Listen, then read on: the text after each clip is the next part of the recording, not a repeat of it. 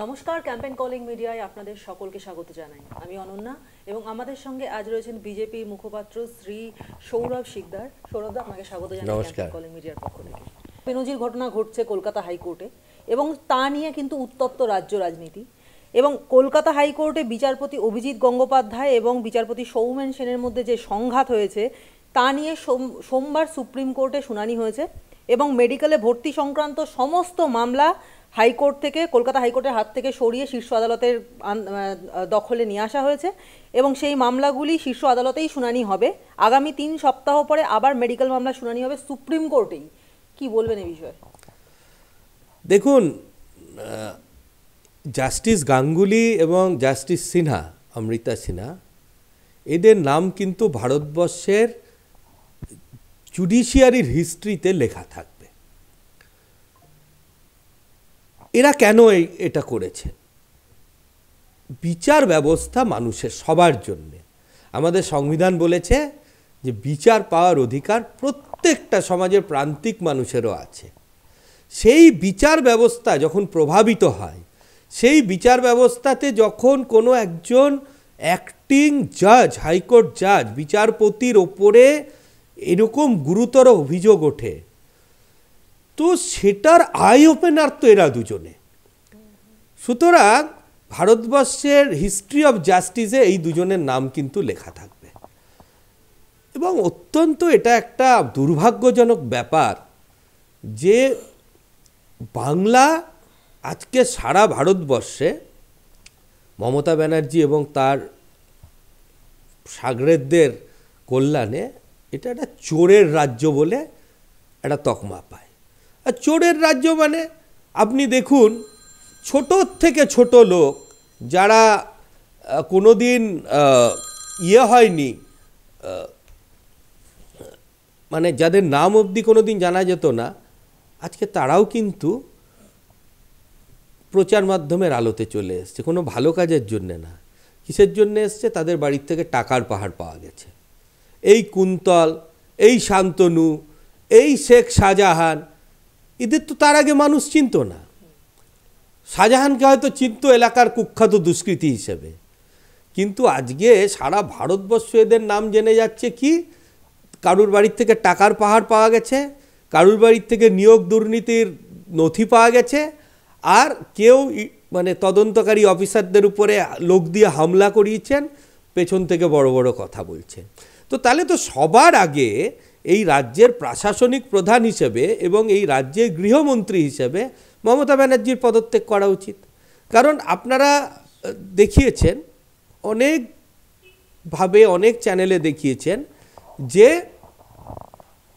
আমাদের মুখ্যমন্ত্রী বলতেন যে law and order is a state subject.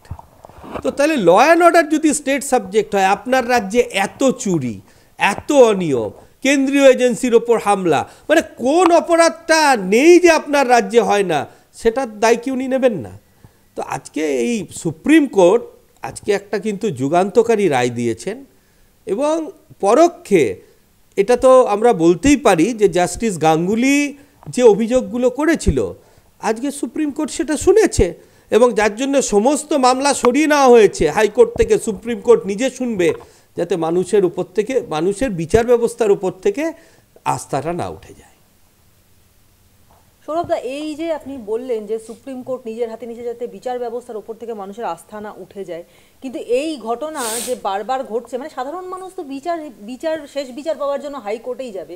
সাধারণ মানুষ হিসেবে একটা মানে নর্মাল দায়রা আদালতের পরে হাইকোর্ট হচ্ছে গিয়ে শেষ ভরসা। সুপ্রিম কোর্টে যাওয়ার চিন্তা মানুষ অনেক পরে করে, কিন্তু হাইকোর্টে যেখানে একজন বিচারপতি মানে সিঙ্গল বেঞ্চের বিচারপতি একটা রায় দিচ্ছেন এবং তারপর একজন ডিভিশন বেঞ্চের বিচারপতি তিনি সেই রায়কে স্থগিত করে দিচ্ছেন, সেটা আটকে দিচ্ছেন, এটা নিয়ে বারবার সমস্যা হয়েছে এবং সেটা নিয়ে বারবার কিন্তু বিচারপতি অভিজিৎ গঙ্গোপাধ্যায় এ নিয়ে প্রশ্ন তুলেছেন। এবং সুপ্রিম কোর্ট এখন যখন সেই মামলা নিজের হাতে নিয়ে নিল, তখন কিন্তু সুপ্রিম কোর্টের বিচারপতি তিনি জানালেন যে কলকাতার কোর্টে ডিভিশন বেঞ্চ এবং সিঙ্গল বেঞ্চের দুই বিচারপতির মধ্যে বা বিচারপতিদের মধ্যে যে বেনজির সংঘাত তৈরি হয়েছে সেটা সুপ্রিম কোর্ট কখনোই ভালো চোখে দেখছে না এবং এ বিষয়ে তারা কোনো মন্তব্য করবেন না, তাতে হাইকোর্টের গরিমা ক্ষুণ্ণ হতে পারে। এই কথা কিন্তু সুপ্রিম কোর্ট মানে এই প্রধান বিচারপতি সুপ্রিম কোর্টে তিনি কিন্তু এই কথা বারবার জানিয়েছেন। কি বলবেন এই বিষয়ে? না দেখুন, সুপ্রিম কোর্ট, আমি আইনজ্ঞ নই, কিন্তু সাধারণ বুদ্ধিতে যা বোঝা যায়, সুপ্রিম কোর্ট কিন্তু একটা শুদ্ধিকরণের কাজে নেমেছে। এই যে আপনি বললেন বিচার ব্যবস্থার উপর থেকে মানুষের আস্থা উঠে যাওয়া, এটা একটা ভয়ঙ্কর ব্যাপার। মানুষ এই রাজ্যে দেখুন, এই রাজ্যে পুলিশ প্রশাসন একেবারে শাসক দলের দলদাস হয়ে কাজ করে। মানুষের একমাত্র ভরসার জায়গা হচ্ছে বিচার ব্যবস্থা।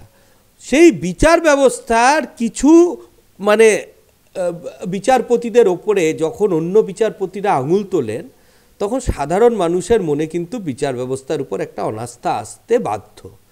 এবং এই জন্যে বলা হয় যে সুপ্রিম কোর্টকে দেশের সর্বোচ্চ ন্যায়ালয় কেন বলা হয়, এই জন্যে বলা হয় আজকে সুপ্রিম কোর্ট যে স্টেপটা নিয়েছেন, বিচারপতি ব্যক্তি ভালো হতে পারে, খারাপ হতে পারে, কিন্তু বিচারপতি চেয়ারটা কিন্তু অত্যন্ত সম্মানের।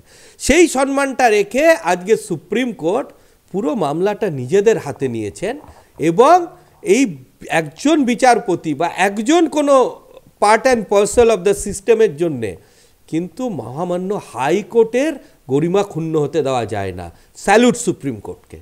অমৃতা সিনহাকে তিনি বলেছেন এই কথাটা, যে অভিষেকের একটা রাজনৈতিক কেরিয়ার আছে, সেটার কথা মাথায় রেখে তিনি যেন কাজ করেন। মানে এই যে কথাটা, এই যে কথাগুলো বা এই ভয়েসটা যে বেরোচ্ছে, এটা কিন্তু কোনো বিচারপতির ভয়েস নয়, এটা একজন রাজনৈতিক ব্যক্তিত্বের ভয়েস বলে মনে হচ্ছে।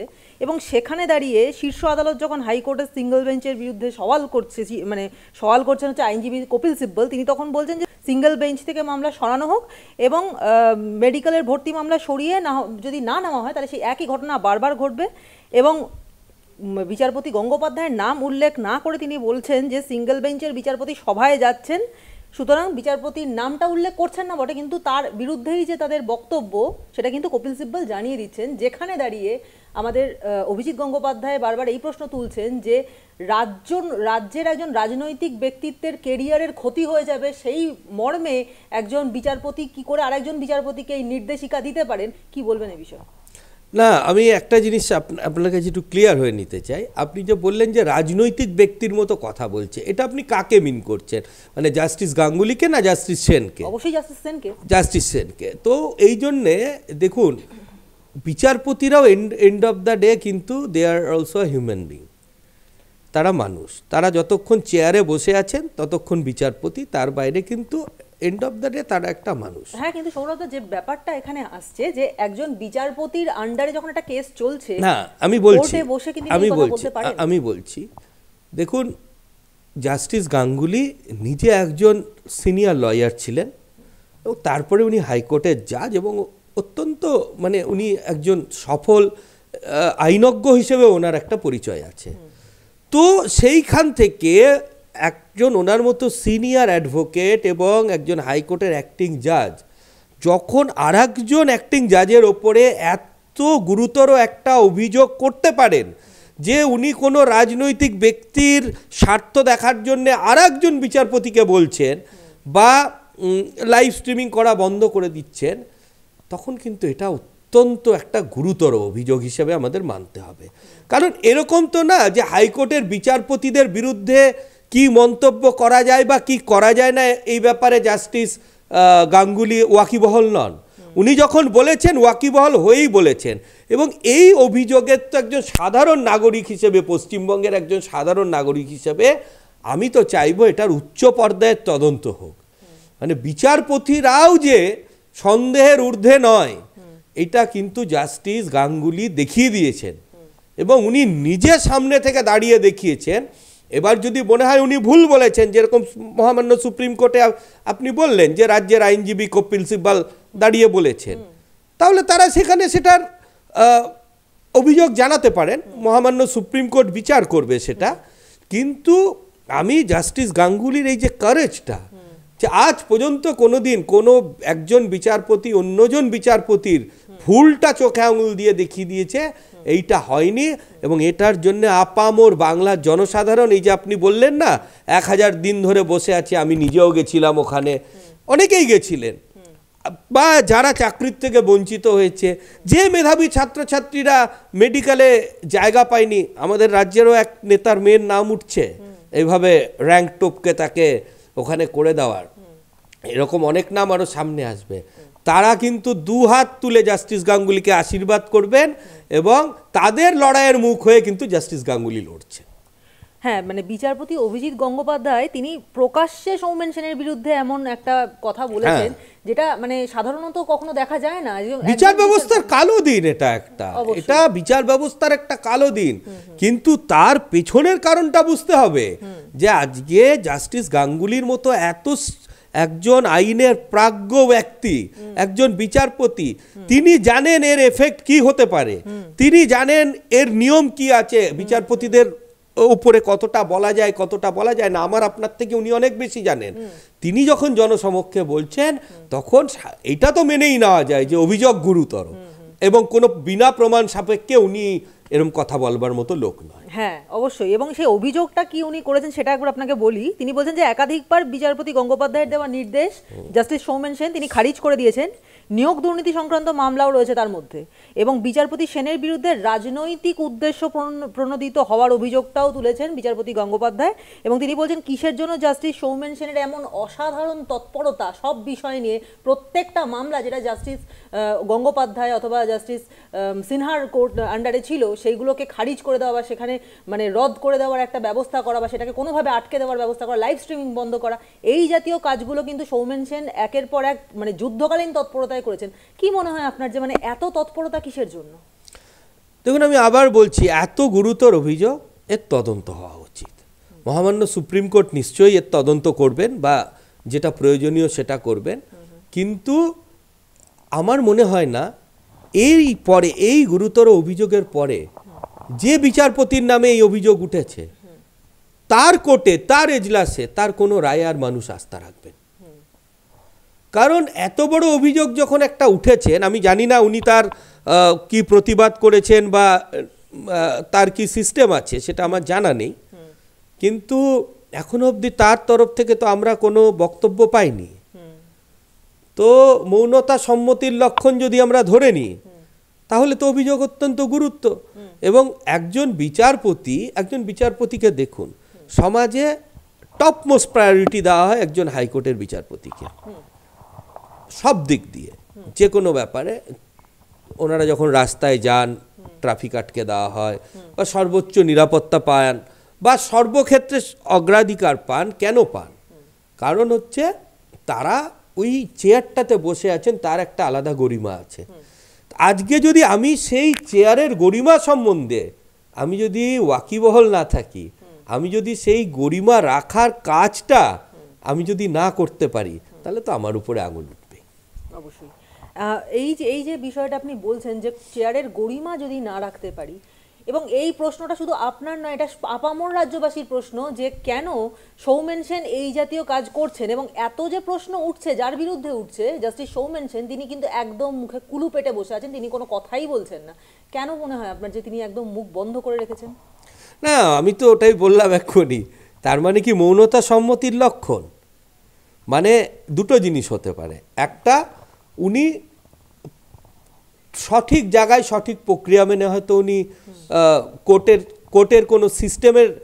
কোর্টের কোনো সিস্টেমের মাধ্যমে উনি হয়তো অভিযোগ জানিয়ে থাকতে পারেন, সেটা জনসমক্ষে আসেনি, আমরা জানি না, সেই ব্যাপারে মন্তব্য করা ঠিক হবে না। কিন্তু সেই রকম উনি কিন্তু এই অভিযোগের এখনো অবধি কোনো খণ্ডনও করেননি। তো আমরা যারা আইনজ্ঞ নই, আইনের ছাত্র নয়, সাধারণভাবে আপনার আমার আপামর জনসাধারণের মনে হতে পারে যে উনি যখন প্রতিবাদ করছেন না, তার মানে অভিযোগের মধ্যে সারবত্তা রয়েছে। এদিকে কিন্তু অভিষেক বন্দ্যোপাধ্যায়ের আইনজীবী মনু সিংভি তিনি বলছেন অতীতে বিচারপতি গঙ্গোপাধ্যায়ের কাছ থেকে আদালত একটি মামলা সরিয়ে নিয়েছে শীর্ষ আদালত, এবং তারপরেও অবাঞ্ছিত মন্তব্য নাকি তিনি করে চলেছেন। এই কথাটা কতটা যুক্তিযুক্ত বলে মনে হয় আপনার? সত্যি কথা বলাটা যদি অবাঞ্ছিত মন্তব্য হয় তাহলে উনি বেশ করেছেন। আচ্ছা, জাস্টিস গাঙ্গুলি কি কোনো পলিটিক্যাল পার্টির হয়ে দালালি করেছেন? জাস্টিস গাঙ্গুলি কি কোনো একটা বড় ব্যবসায়িক প্রতিষ্ঠানকে সুবিধে পাইয়ে দেওয়ার জন্য কোনো মন্তব্য করেছেন বা কোনো স্টেপ নিয়েছেন। জাস্টিস গাঙ্গুলি যেটা করছেন সেটা হচ্ছে বাংলার জনগণ যাতে সুষ্ঠু বিচার পায়, যেটা হচ্ছে সত্য বিচার পায় এবং ন্যায় বিচার পায়, উনি তার জন্যে এই লড়াইটা লড়ছেন। তো তার জন্যে ওরা যা খুশি করতে পারেন। সুপ্রিম কোর্টে মনু সিংভি বলেছেন, কালকে হয়তো দেখবেন যে ওনাদেরই কেউ কোনো এমপি পার্লামেন্টে হয়তো ওনার এগেনস্টে ইমপিচমেন্টও আনতে পারেন, কিন্তু তাতে তো সত্যটা চেঞ্জ হয়ে যাবে না। আজকে জাস্টিস গাঙ্গুলি না থাকলে আজকে কি এত বড় দুর্নীতির পাহাড় উন্মুক্ত হতো?